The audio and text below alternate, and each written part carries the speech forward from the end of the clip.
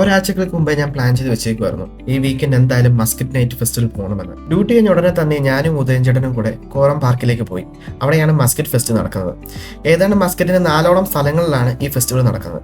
ഏതാണ്ട് ഞങ്ങൾക്ക് 2 വട്ടോളമാണ് quorum round about ചുറ്റേണ്ടി വന്നത്.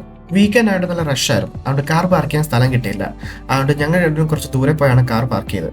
പിന്നെ അവിടുന്ന് കോറം വരെ നടക്കേണ്ട ഗതികേടായി. 2023 ഞാൻ അവസാനമായി ഈ ഫെസ്റ്റ് കാണാൻ വന്നത്.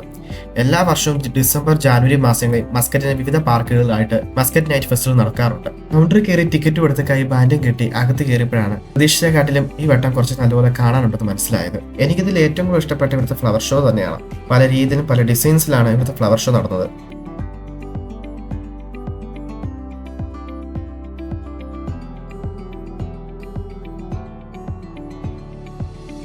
പാർക്കിന്റെ പലയിടങ്ങളിൽ പല സ്റ്റേജുകളായിട്ട് പല പരിപാടികളോടെ നടക്കുന്നുണ്ടായിരുന്നു.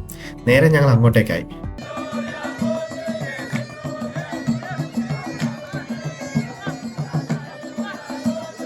പാർക്കിന് ചുറ്റും ചെറിയ ടെന്റ് പോലെ കുറച്ച് ഷോപ്പുകളുണ്ട്. അവിടെ ഒമാനി പ്രോഡക്റ്റുകളാണ് അവിടെ വിൽക്കുന്നത്. അടുത്ത് ഞങ്ങൾ നേരെ പോയത് വാട്ടർ ഷോ കാണാൻ വേണ്ടിയായിരുന്നു. 15 മിനിറ്റ് മുമ്പ് തന്നെ ഞങ്ങൾ സീറ്റ് പിടിച്ചു. പക്ഷെ അതിന്റെ കാര്യമില്ലായിരുന്നു. പ്രതീക്ഷയെക്കാട്ടിലും വളരെ ഗംഭീരമായിരുന്നു വാട്ടർ ഷോ. അതുകൊണ്ട് 15 മിനിറ്റിന് മുമ്പേ സീറ്റ് പിടിച്ചത് യാതൊരു നഷ്ടമായിട്ട് തോന്നിയില്ല ഞങ്ങൾക്ക്. അങ്ങനെ വാട്ടർ ഷോ കഴിഞ്ഞ് നേരെ ഞങ്ങൾ അടുത്ത സ്റ്റേജിലോട്ട് പോയി.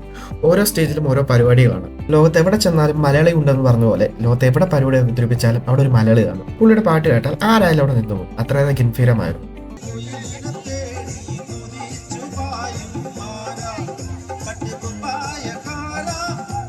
അങ്ങനെ അവിടുന്ന് നേരെ ഞങ്ങൾ ഗ്ലോബൽ വില്ലേജിലോട്ട് പോയി. അവിടെ പല രാജ്യത്തിന്റെയും സ്റ്റോളുകളെ തരം തിരിച്ചിട്ടുണ്ടായിരുന്നു. അവിടെയും സ്റ്റേജുകളും പരിപാടികളും ഉണ്ടായിരുന്നു.